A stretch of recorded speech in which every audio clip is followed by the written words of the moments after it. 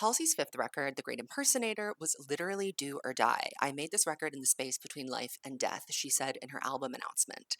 Her last record, If I Can't Have Love, I Want Power, was an impressive but isolating creative endeavor, truly a record for those who get it. It wasn't designed to mimic the success of her third and most successful studio album, Manic. It left her on a bit of an island and at a crossroads with her longtime label, the heinous Capitol Records. She was signed to Astral Works, which is an imprint of Capitol, famous for mishandling pop legacies full of potential. Just ask Sky Ferreira. Now, I have to be totally honest with you. When Lucky came out, I was baffled. She lost me, girls. She quickly won me back, though, with Lonely in the Muse, which is a highlight of her career, in my opinion. But I think in general, it has been really difficult to market this record, and that's partly because of what's rather brilliant about it. The Great Impersonator is a shapeshifter and a concept record. It's not a concept record in the same way that If I Can't Have Love, I Want Power was, though it's kind of got a more abstracted thesis. And the thesis is, what if I could only ever make one more album? What roads haven't I traveled? Are there diamonds in my mind, as she says on Lonely is the Muse, that I have not yet mined for stories? And it turns out there was actually a lot of ground to cover this time around for Halsey. We meet her in anguish on the album's prelude. It's not literally the prelude, but it was the first pre-release single, The End. And here we are traversing a lot of ground. Our narrator sounds exhausted, doubled over, almost as though she is singing into the microphone from the fetal position, begging for mercy.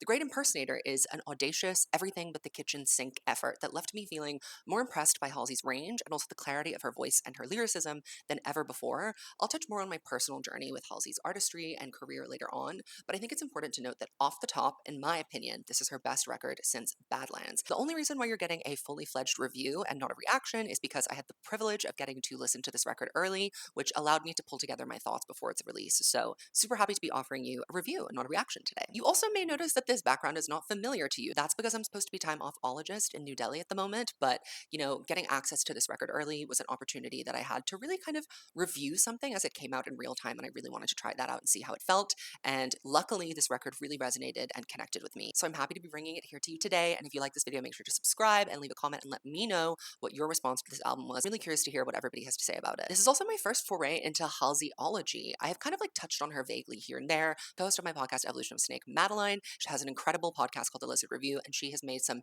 incredible analyses of Halsey and her career. She's a huge Halsey stan, and I will link some of those down below for you to listen to. She definitely has been kind of instrumental in guiding me towards, the brilliance of Halsey, even though I've been kind of tuned in since literally Badlands came out. I was on Tumblr. Of course I knew who Halsey was. And just by the way, having early access to this album is not going to cloud my judgment by any stretch of the imagination. As you'll see, I'm going to be brutally honest about what I think worked for this record and what didn't, as I always do. And if you notice that I'm looking off to the side, that's because I don't have my teleprompter with me, so I am kind of like having to read my little script that I wrote off of my computer. So I hope that you will just be patient with me today, because this is an emergency video and an emergency setup. I had to go out and buy this microphone at the market today. Okay, girls, we are hustling. So speaking of being brutally honest, let's talk a little bit off the top about the rollout. Lucky, the lead single from The Great Impersonator, came out in July of this year, and this album campaign has been going on for 4 to 5 months.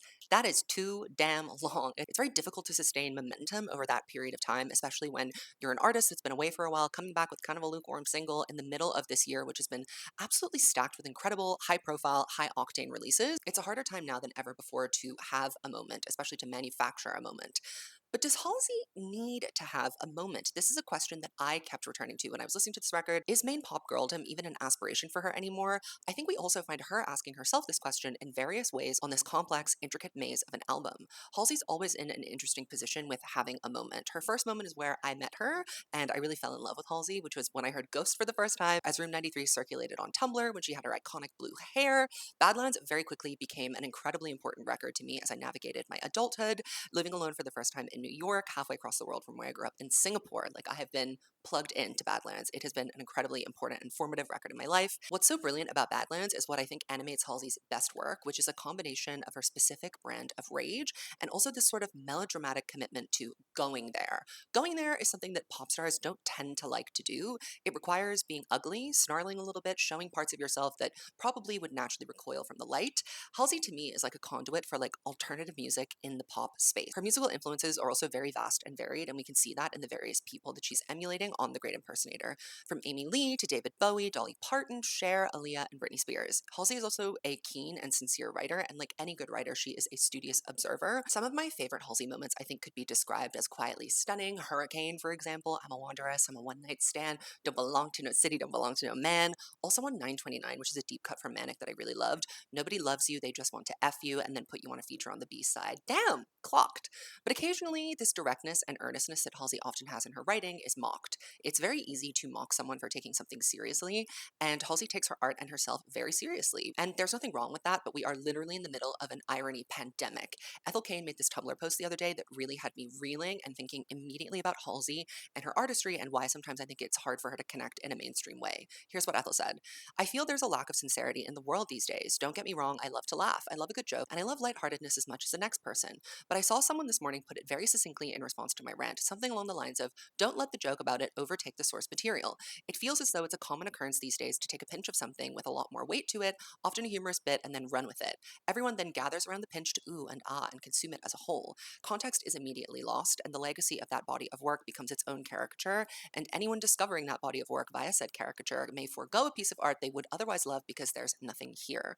Artists have fled the public and all their outlets of personality and expression outside the medium because they feel ridiculed, and it's not just even in their art. It's everywhere and it's inescapable. No one can be serious for even 2 seconds. I miss genuine passion. As an autistic individual, when I'm alone, sometimes I cannot contain myself with how things make me feel. The music I listen to, the video games I play, the books I read, I almost feel the need to run through the house and scream in everyone's face how I'm feeling. It feels good to love intensely. Now, I won't pretend like autistic people haven't been bullied for this since the dawn of time, but there is surely a noticeable lack of passion in everything these days. Everyone can feel it, everyone is talking about it. Everything now is cringe or doing too much or not that serious. Actually, it is that serious. Insecurity in one's own deeper feelings may not be a new thing, but a culture that seems to promote this eschewing of them does seem to be a new evil. The tone of the internet has completely shifted. Now you have two options. If you hate media, you rip it to shreds, and if you love it, you word salad it to death and parrot a joke about it that someone else said. I'm not saying people don't still talk seriously in a heartfelt way about the things they love, but it does not seem to be the initial reaction anymore. Now, I found that this was a really complex and interesting idea that I think really directly pertains to Halsey and the struggle that she's had often to connect with a wider audience, the memification of things. There was a period of time where it was really cool to kind of like dunk on Halsey. Her and Demi Lovato really spring to mind as kind of like internet clowns that people would make fun of and like take clips of them doing things seriously out of context and mock them for. Not everything is a joke. Some things are real and serious, and Halsey insists on this. She does not like to be taken out of context or to have her words twisted, which happens all the time. I really admire and respect this about her art, but it kind of makes her unfit for pop stardom because to be a pop star in 2024 means you have to just take everyone making fun of everything you do, whether it comes from a place of love or not. See, Halsey's in a bit of a tricky position. Instead of people remembering her for her striking, discomforting little nuggets of beauty buried on her best records like Hurricane and 929, she is instead memorialized for her easier to access pop songs like Without Me, You Should Be Sad, Closer, etc. But the problem with this is that it's not Halsey's wheelhouse. Having a pop moment kind of conflicts with what engagement with Halsey's version of pop music requires, which is nuance, patience, and context. At various junctures in her career, it has felt to me, like an outside observer, that she is a ruler trying to bend when she really needs to snap. It's no coincidence that her most commercially successful record, Manic, is also maybe her least consistent quality-wise. There are a lot of good songs on there, but Halsey is an albums artist who was, for some time, I think being forced to try and be a singles artist as well. And some people can chase two girls and not lose the one, but I think with Halsey, she really needs to focus on creating bodies of work. Badlands was really successful without a pop moment or a big single. The label kind of tried to force one on her with New Americana, and funnily enough, that's the one song on the record where everyone's kind of like, we're just gonna let you rock, the one that didn't age well. But front to back, Badlands is an astonishingly well executed concept record from a debut artist. Debuting with a concept is kind of a big risk though, because a lot of the foundational awareness raising that you're doing as a new artist is built on the back of a very specific iteration of you. Halsey can't do Badlands forever. Creatively, as we've seen, on this record particularly, she has many itches to scratch. And we know Badlands is great because it is timeless. Surprisingly, I think it really hasn't dated itself. The production is just 2015 enough to make it nostalgic and familiar, but the writing is good enough to make it evergreen. A song like Gasoline is even more relevant to young women in America in 2024 than it was in 2015. You can't wake up, this is not a dream, you're part of a machine, you are not a human being. The success of Badlands was also so directly tied to Tumblr, a platform that Halsey was a power user and a true native of, just like Ethel Cain. Something I really admire about Halsey and what I think she understands better than a lot of pop stars and musicians in general, because she's been immersed in it for so long as a consumer before she was a creator, is the power of fandom. Halsey doesn't do fan service, in my opinion, in a corny or contrived way. She really makes a concerted effort to have a genuine relationship with her fans as much as is possible by focusing on world making. It's true that all pop stardom relies on parasocialism and that everything comes down to, well, buy and stream my music, but as a neutral third party, I've witnessed Halsey having a very consistently close relationship with her diehard fans. She's loyal to the end to the people that have been riding with her from the beginning. She is quite clearly a not for everyone pop star, and I think she likes that. She was always supposed to be, in God's great plan of things, a big, small artist. What I mean by that is like a really famous indie artist who can still kind of live a normal ish life and isn't expected by her label to do insane streaming numbers like all the other mainstream artists and sell millions and millions of copies of every single album. Let's revisit the success of Badlands for a second here. Why did this record work? Well, we were deeply in the era of niche. People talk a lot about niche these days, but back in the mid 2010s, there was a lot more gatekeeping when it came to niches. You weren't just cherry picking things and taking them out of context, which is actually very helpful when it comes to having like a defined niche and a distinctive fan culture. Halsey literally wouldn't be where she is now without these kind of really intense communities forming around her on Tumblr and SoundCloud. She was a creation of Tumblr. Her taste and her musical inclinations were literally shaped on this platform, so she knew it like the back of her hand. Her visuals and her lyrics and her aesthetic meshed perfectly with what was popular on the platform at the time. Think Electra Heart by Marina, Paradise by Lana Del Rey, and Nighttime My Time by Sky Ferreira. This is the context into which Badlands was born. Her dark, dreamy, and poetic style really kind of dovetailed with the prevailing aesthetic of the platform at the time. Moody visuals, deep quotes, and a kind of old world or otherworldly presence. Her content that she made also in tandem with her music, because she was like a power user of the platform, not just someone posting their art and running away. Her poems and things like that were reblogged very widely, and she kind of inserted herself into the culture that made her. It was a really cool thing to see. Tumblr was also the breeding ground for a very specific kind of fan, and Halsey interacted with her fans constantly on this platform, which spawned fan initiatives like fan art, listening parties, and lyric dissections, allowing her fans to create a sense of ownership of the art that Halsey made, which really propelled her forward with a devoted audience that would ride or die for her, buy all her stuff, go to all her concerts, and the fans also felt, a little personally responsible for Halsey's success, like she was a cult classic that blew up overnight. She was really reaching out to the other misfits and outcasts who also found themselves sequestered in this strange, culturally forward part of the internet at a very specific period of time. Now, here is where I do my blame the label nonsense. Capitol Records, you are nothing. It has been proven over and over again that the suits in the boardrooms do not understand the core strengths of artists like Halsey. They don't get the community building on a smaller scale, and by small I mean just not main pop girl levels, okay? Because Badlands still did numbers. That kind of small community building fosters the kind of loyalty and intimacy for a cult classic artist that will sustain them for an entire career. Not every artist in the music industry has to be the biggest possible success and max out their potential all the time. We need to stop sapping artists of their creative potential by assigning them useless KPIs that amount to nothing but a temperature check of the current moment. Halsey's deal structure is obviously not publicly available information, but I do think that it's interesting that she was signed to Astralworks, which has in past, before the streaming era, been known for championing smaller artists with cult-like followings, leaving them alone creatively and really letting them rock. We know that in 2022, after If I Can't Have Love, I Want Power, that relationship grew very strained. And if I can hypothesize for a moment, I think that's because the nature of Halsey's career changed quite significantly after Badlands came out, and her label's approach to her did not really align with what she probably signed on with them for. I feel like I can pinpoint the moment where the plot started being lost with Halsey from the label's perspective, or when she was being kind of tugged in different directions, and that was with a little song by the Chainsmokers called Closer. That wasn't supposed to happen. Its success was kind of a complete accident. Halsey wasn't even the first choice vocalist for this record. I believe it was offered to Camila Cabello first, and she passed on it. And you know what's really worth noting about this song and what made it so brilliant and made it transcend the generic club banger is that it had a soul because of Halsey's writing. When you compare Camila's verse to Halsey's, you can kind of see the revisions that she made that made a small world of difference to the actual song itself. So what do you think the label sees from Halsey when they witness a success like Closer, directly driven by Halsey's additions, as in the song was made better because of her and was more successful because of her? Oh, they see a cash cow, girls. They see, where's your solo single with this impact? We would like to see it. And the thing is that it's not like Halsey can't do that. She's proven it time and time again throughout her career that she can write a hit pop song. But I think the issue with getting a smash is that it usually requires diluting your vision for the masses.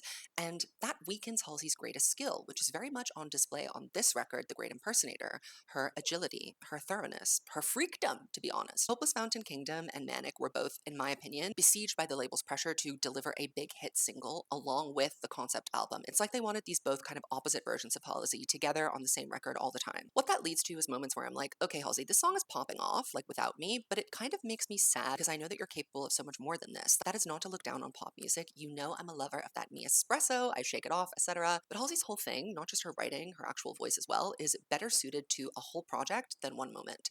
And I think her Achilles heel is Halsey is a talented melodic songwriter.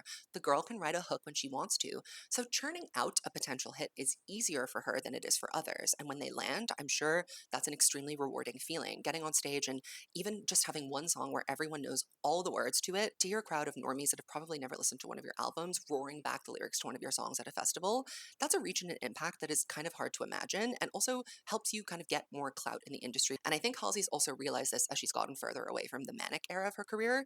I think she feels fulfilled more when she plays to her audience instead of trying to win over people who would never really get what would make her great in the first place or even be that interested in it at all, to be honest with you. Watch the iHeartRadio Halsey set from this year and compare it to maybe her Webster Hall performance at Badlands, and you tell me which artist seems more alive and attuned to their purpose. Speaking of artists who seem alive and attuned to their purpose, here we are at The Great Impersonator. So it's been billed as a confessional concept album, and I think that's actually an interesting distinction and way to promote this record, and I imagine it was made very deliberately by Halsey. Concept albums sometimes get a bit of a bad rap for being abstract, or people think that there isn't like a confessional element to it, it's all made up, as though one can't be conceptual and confessional simultaneously. But that's exactly what this record is. It's like a zoomed out bird's eye view of Halsey's entire life, but it's also a deeply anxious and confessional record that is pulsing with life. And it pulses with life especially because death was so much on her mind when she was creating this record. She was reckoning with her own mortality, not just as a young woman, but also as a young mother, when you have something to lose that goes beyond just, your responsibility to yourself. The evolution of the letters to God on this track list, there's three of them, kind of show the progression of what she has been asking for all this time on her knees when she prays at the most darkest hour of her life. At first, she's simply just asking for a chance, the opportunity to be born free and to meet the world with an open heart and mind and enjoy simple pleasures. Then all of a sudden, she's praying for relief, for cessation, for her pain to end amidst all the turmoil in her adolescence and her 20s. But then she gets sick and she's a mother, and her entire perspective on what she wants to ask for in those broken moments where she's on her knees begging to God, writing letters to him, completely and irrevocably changes. In the second letter to God, she's reflecting on how much she wanted to die in her earlier years, how she told her mother that she was convinced she'd be dead by 27, and how ironic it is now that arriving at that age where she thought everything would end, her life is sweeter than ever. She's happier than she's ever been. And yet she feels that this prayer, this cursed and delayed prayer that she made years ago, end my pain, end my suffering, may finally be coming true right when she has something to live for in the form of her getting sick. That these songs are kind of structural devices around her journey on the track list are really interesting, and they add to the very Halsey nature of doing a construct. If Halsey's going to do a bit, you better believe she's going to commit to it. Something I've always liked about Halsey, and I think works best when she is in a performance style like the one I'm about to tell you about, is her ability to situate the listener in a specific moment. Let's revisit the end, the first song we heard from this record, to admire how this works in practice. She begins rather abruptly. Every couple of years now, a doctor says I'm sick, pulls out a brand new bag of tricks, and then they lay it on me. I remember after hearing Lonely is the Muse, when my curiosity about this album was piqued again after being lost when Lucky came out, I tuned into an interview where Halsey spoke at length and in depth about the specific health challenges that she had faced in the process of making this record and before it. The end kind of sums up that journey a little bit. She had a long and complicated road to being diagnosed with endometriosis, lupus, and T-cell disorder. She was often pushing her body past what it was capable of on tour in service of her art and her goals. Halsey's story is frustratingly familiar for many women with nonlinear medical health conditions or symptoms that confound the medical system, which is literally designed to service men. She was either not believed or ignored when reporting specific experiences and symptoms, which probably forced her to suffer a lot longer than she should have had to had she met this OBGYN who she did the interview of that I was watching, who changed her life by listening to her, really listening to her, and connecting the dots that no other doctor had been able to do before. Now, creatively, I have always thought that Halsey is at her best when she's seething. Nightmare, Gasoline, You Should Be Sad, I Am Not a Woman, I Am a God, Lonely is the Muse. On these tracks, she has an ignited and sincere rage that takes on many different forms. Even though the end, the song we're talking about, is a ballad, essentially crooned from the fetal position, it contains a fresh and dynamic iteration of that specific rage, which is why I think I was so drawn to it and why I think it's a highlight from the album. This song is both cutting and understanding. I interpret this as a deeply feminist response to that medical system that gaslit her and told her she was overreacting or underreacting or not taking care of herself or making it up. But I also view it as an assessment of all the peripheral things things she experienced when fighting her illness.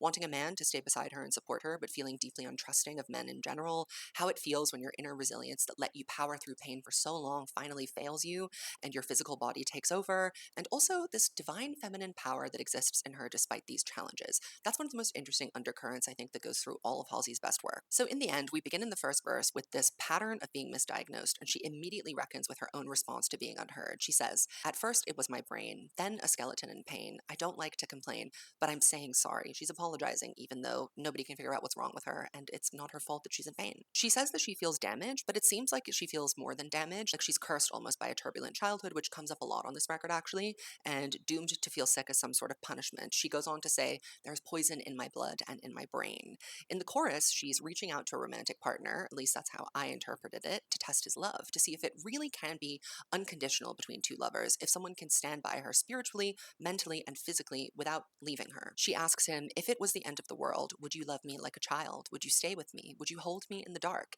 And most importantly, she implores, "When it gets hard, will you leave?" In the second verse, we are visiting these doctors again, the ones that misdiagnosed her to her great detriment, and she shows them a kindness in their interaction. She says to the doctor, "I'm not bitter. I found someone who will love me back to health." And there's a gorgeous line here where she describes the doctor as having a stethoscope wrapped like a snake around his hand. As a writer, Halsey occasionally loses me when she gets too abstract in her songs. She is an all or nothing kind of performer, so like I said, when she commits to the bit, she really goes for it, but it really, for some reason, just starts to click with me and work for me at the end of the song. So she's got this lover who will love her back to health, right? But still, there is this foundational kind of mistrust that a man could ever be enough to rely on that will not wriggle out of her psyche. She sings, "I told him he could stay right where he stood, but I don't know if he should, because once my God destroys my flesh, then here's the flood." Then a literal flood happens. So what's the flood here? Again, this is my interpretation, but the flood here is a metaphor for all of that rage that lives within her, this specific and pointed power that she has, which she has learned to swallow, push down, and ignore, that is contained by her physical form. And once that's gone, she says, it will seek revenge on everyone who sought to contain it. Ex-lovers who treated her badly, doctors who neglected their duty of care and let her suffer. But still, even in this moment, she's extending her hand to this love of hers, saying, "Maybe we could build an ark. We could sail on broken driftwood through the sopping wet terrain and count the buildings and the bodies getting swallowed by the rain. And in the water, there's a doctor who didn't listen to my claim. And what a shame, he's circling the drain." I'm kind of amazed at the world building that we're doing here. Her rage is like a prophet. It came to warn the world of its ills, and as the world ignored it and let it get sicker and tried to beat it into submission, it revolted and came down and washed everything away. Halsey sees this doctor that she forgave earlier with the stethoscope wrapped around his hand like a snake, drowning in the water, and it's unfortunate, but he deserved it. Now he knows what it feels like to meet the end of the world. What a shame. Try believing someone next time. The song also finishes in a very interesting cliffhanger sort of way. There isn't a real conclusion to be had, and I think that's kind of the point of the song and also the point of the record. "I know it's not the end of the world," she says at the very end of the song, "but could you pick me up at 8 because my treatment starts today?" She's not sure that anyone could really love her like she was a child and like it was the end of the world, but she also knows that she needs someone else's resilience to support her while her body ails. And that's a very universal message told through her unique lens and experience. We may think of ourselves as rocks or islands, but we need people to hold us up when the going gets rough, and it can be really difficult to allow someone to help you when you've been betrayed so many times. Before I dive further into the complexity of the lyricism on this record, I do want to talk a little bit about the rollout and the marketing of this album campaign, because if I could speak my truth, it was perplexing and I think a little bit of a disservice to the work on the whole. I can imagine that when the label received this completed body of work, they were a little confused. There is no clear single, though there are several firecracker songs that are interesting ambassadors for the record in and of themselves as a project, especially if Halsey was only being billed as an alternative artist and they weren't trying to also make her be a pop star. However, I do think that the specter of potential hitmaker and huge pop star does still haunt Halsey a little bit, both internally and externally. When you have that kind of success in the past and you really believe in a new project, I imagine the thought process might be, wouldn't it be great if I could make a Without Me happen on this record so that it sells a bunch of copies and I get a big budget for my next record to execute it exactly how I want? Hence the selection of Lucky as the lead single. Spoiler alert, there is no big pop moment on this record, it just doesn't exist.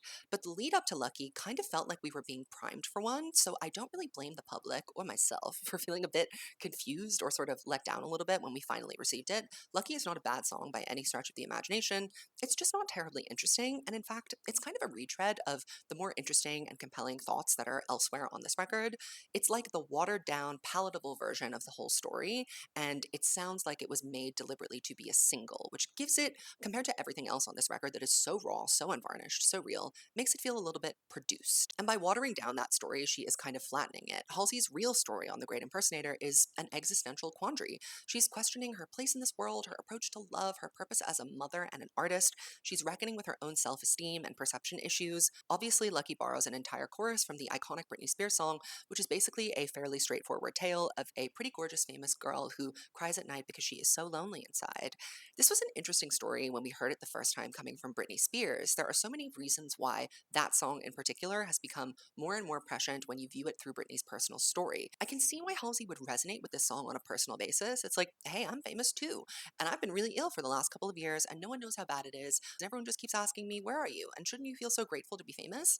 But the execution of the interpolation of this song was not sufficiently interesting enough, in my opinion. It's legit just the hook borrowed and lifted, while Halsey tells the same story in less interesting words than she does elsewhere on the record. The lead up also to this song coming out was very confusing. I mean, she was serving. Halsey in a colorful wig, I'm seated, but donning the pink wig does kind of suggest a little bit that perhaps we're entering Badlands territory, which is a tricky comparison to offer at the beginning of a new project, linking it back so directly to your most beloved work. There was a long campaign of Halsey doing like Britney activities around LA with staged paparazzi shots, etc. Don't get me wrong, she was serving charisma, uniqueness, nerve, and talent, but it felt like it was really leading up to a big pop moment. The budget was budgeting. Then we heard the song, and it was like, okay, this is kind of a dull mid-tempo ballad with a chorus completely taken from another song that was fine, that didn't really need to be tampered with.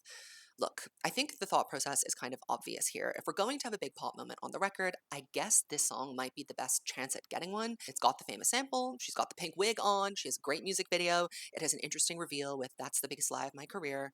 However, the song just isn't a banger, and it was also released in the middle of the pop girl summer of the century. We're doing Brat, we're doing Short and Sweet, we're doing Chapel Roan. I think if I were on the team, I would have been suggesting just waiting to release a lead single until August after sharing the end to get her feet wet back in the industry in June. She starts teasing Lucky the end of June and it doesn't come out until the end of July. Again, hype is really hard to manufacture in a crowded space and even more difficult to hold on to. It's better to like have the hype build up quite quickly and release something fast. And I think there was, with all of the visuals, a lot of intrigue about this song and therefore the record too, that was immediately kind of squashed when the track came out. There was also a slight kerfuffle with Britney Spears herself once the song came out. This was resolved very quickly, but I think the song's subject matter requires a very delicate handling of its original singer, and working with Britney like that in any capacity is a risk because she can be volatile and also unpredictable, understandably.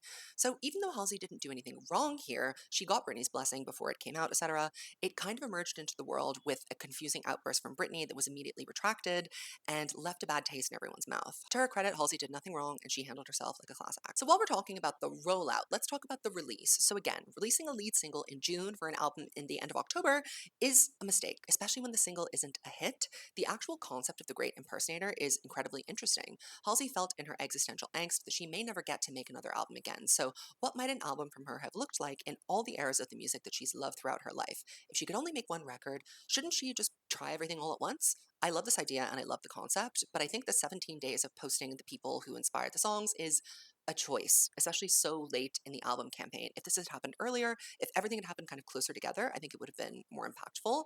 I can't make up my mind on whether it's been successful or not. I guess that's because as I'm recording this, the album hasn't come out yet, so I don't know how people are responding to these things. On the one hand, the title kind of implies this, but also, is it really flattering to tie specific songs to specific idols? For example, Cher, Dolly Parton, etc. These are icons. I get being inspired by them generally, but tying them to specific songs on the records, like saying this one is like Cher, this one is like Dolly Parton, sets you up for a comparison that may not be flattering. Some people may approach this with the lens of, is this as good as the person she's imitating? Is it a fair homage to them? Rather than meeting these songs at face value and taking them for what they are, which is confessional concept songs, with confessional being the operative word. Halsey is also, in general, a shapeshifter, and I think this is her greatest skill and maybe one of her limitations as a pop star. Who is Halsey? I think most people know her name and know maybe one or two of her songs, but she doesn't really have a defining image per se or a recognizable characteristic. But I do think that this makes The Great Impersonator kind of a slippery record unless you listen to it, because the rollout was so protracted and the bag kind of fumbled with Lucky and so many different like looks being served at once. There's a momentum killed a little bit here that kind of didn't have to be. So those are my honest thoughts about how the record was released. What would I have done instead? No one asked, but I would love to tell you. I like the impersonations. I would have kept that going without tying specific songs to them. I would also also like to have had a little paragraph from Halsey about each artist and what they meant to her, explaining how she connects to their artistry and what it's done for her as a fan of their music. I would have still led with The End as a pre-release single because I think it sets the tone really nicely for the record, maybe the end of July. Then like 2 weeks into August, I would have put out Lonely is the Muse with an insane music video. I mean, Amy Lee is the reference here. The visuals we could have done for this are frankly crazy. It's the highlight of the record for me. More on that soon, and trust and believe, I've been dying to talk about this song for a hot minute. Then I would have followed up with Ego as a single. Ego is a single, but it debuted in the same week as Sabrina Carpenter's Taste, which unfortunately featured a music video with a kind of similar concept and execution with a much higher budget and pop appeal. So I think it kind of didn't get its moment to shine, and it is also one of the greater songs on the record. I would have loved to see an Olivia Rodrigo feature here. That's just something like in my pipe dream. And then as the new single with a video for an album release, maybe at the end of September, I would have gone with Panic Attack. This is one of the greatest songs on the record. It is such a vibe, and it's one of the few songs where the attached inspiration makes the song actually seem better. She's referencing Stevie Nicks here, and I absolutely hear that influence all over it. It has this mythical, ethereal, dreamlike ambiance. The vocals have this sense of space. There's kind of a haunting here that Halsey is really good at channeling vocally, and it's paired with these lush synths with organic, warm, live instruments. There's a really good texture and depth on this song, and it has this gorgeous hooky pop melodic chorus. Is it love or is it a panic attack? She sings, and that has a little bit of a TikTok catchiness too, so perhaps we could have had a trending sound there. I love the song because it kind of merges her health troubles with that sick feeling that you get when you first start falling in love with someone. She's unable to tell if her body is aching because she's not feeling well or because she's been taken under the spell of love. Is a heavy heart too much to hold? She ponders. As a partner, Halsey is so tentative on this album because she's contending with so much. She is stuffed to the brim with concern. She's trying to raise her beautiful boy while planning her estate for him in case something happens to her. She's healing from old scars while trying to grow as her body fights her every step of the way. So having that giddy feeling of loving someone is actually not ideal here. I love this lyric in the bridge so much. I would love to love you, but my body's keeping score, and I don't know if I can see you anymore. Now let's talk about the diva and the supermodel of the universe. Lonely is the Muse. This is Halsey doing her very best Halsey impersonation. I don't care that it says Amy Lee. This is stone cold seething Halsey, the one I mentioned earlier, scheming her greatest creations. No one else here could do this song other than her. We first of all have to give it up to the producers. Brandon Butler is kind of known for his vocal production, and he absolutely knocked it out of the park here. The texture in this vocal delivery is divine, and I think as a vocalist, naturally, Halsey is a little bit limited to a specific kind of thing. She has a very particular tone, but this track manages to scrape all the things that she does do really well together and modulate them at different points throughout the song, and it all kind of like bubbles up and explodes towards the climax, where she goes from like muttering through her teeth basically to like screaming or howling at the end of the song. It's a really stunning journey, and the other producers here are Austin Corona and Wyatt Bernard, who seem to be kind of like lesser known producers, certainly not the ilk of Benny Blanco and Cashmere Cat, who are working on Manic with her. I love that she's working with artists who aren't currently architecting all of contemporary pop. We love Jack Antonoff and Dan Nigro and Max Martin, but sometimes those songs do tend to like blend into each other. There's a really unique sound on The Great Impersonator, and we thank Halsey for curating something different.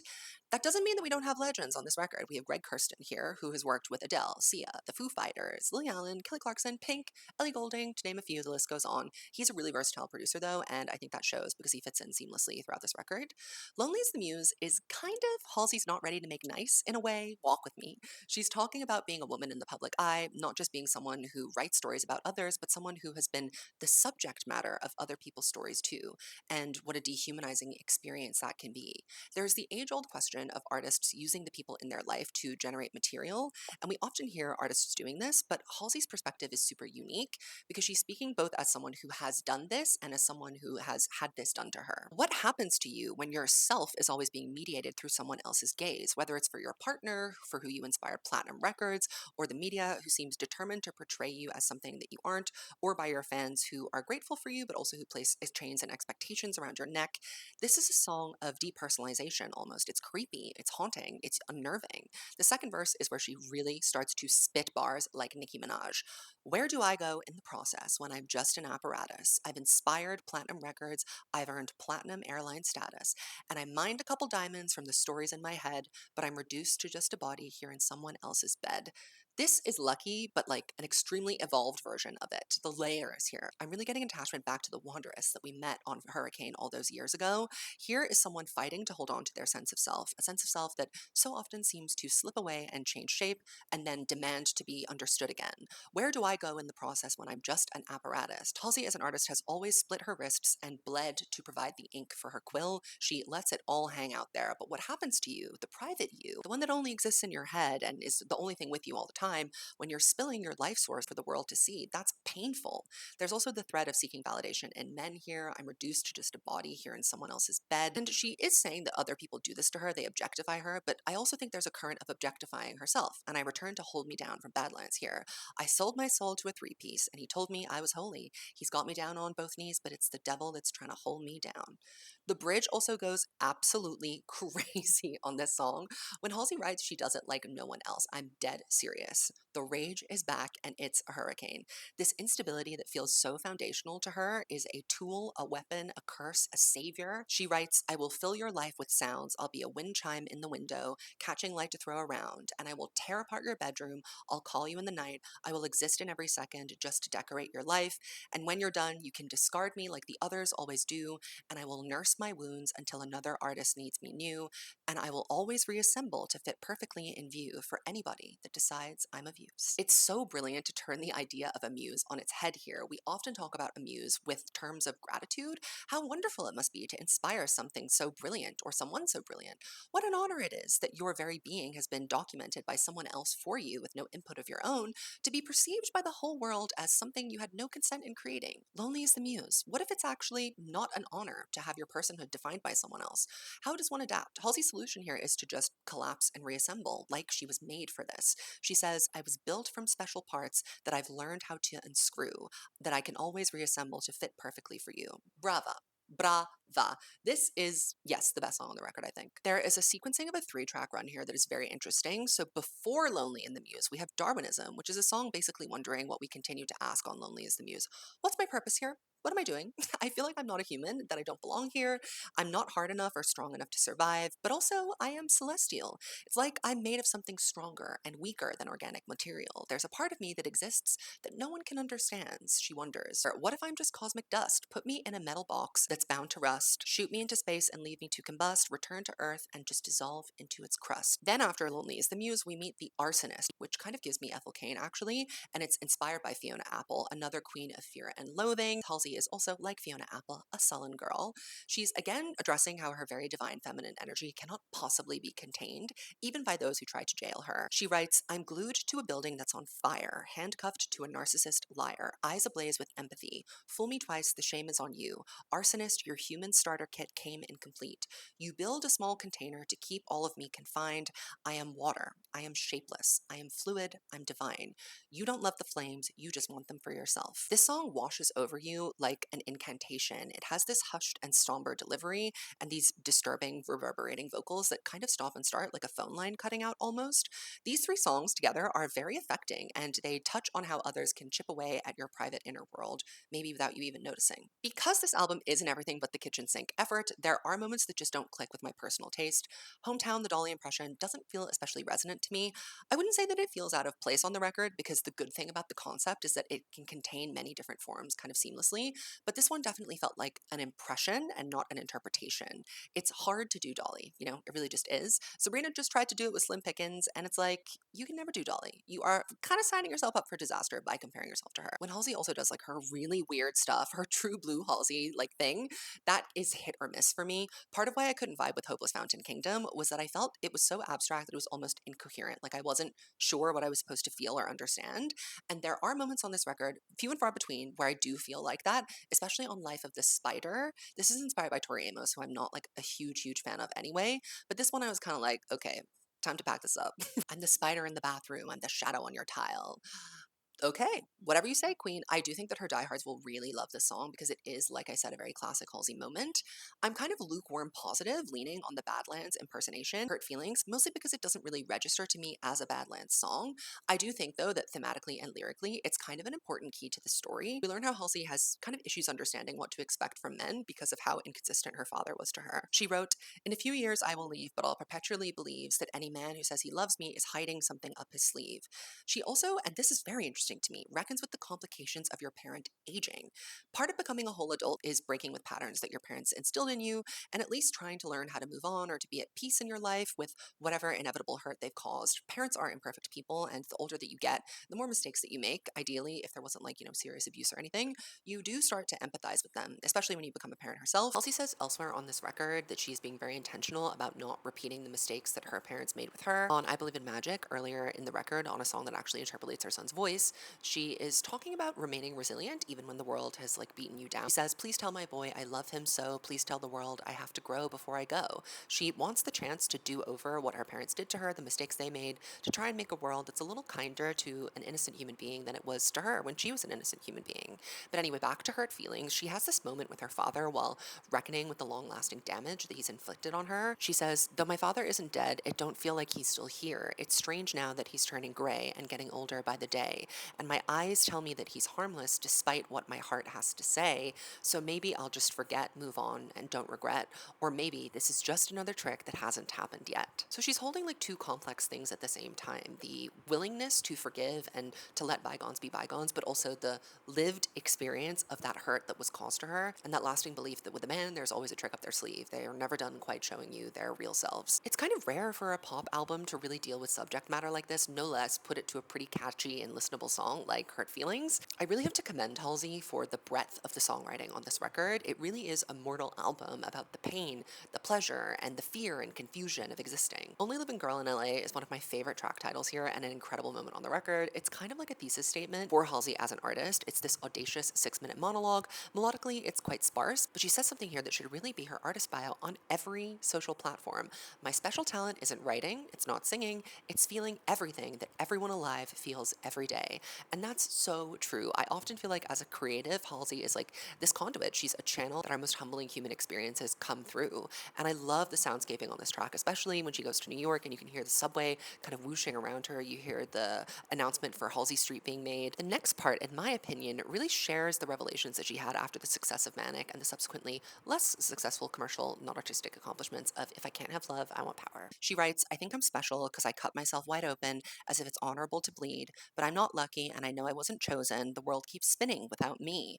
I told my mother I would die by 27, and in a way, I sort of did. This thing I love has grown demanding and obsessive, and it wants more than I can give." In a way, Halsey's sort of saying, you know what?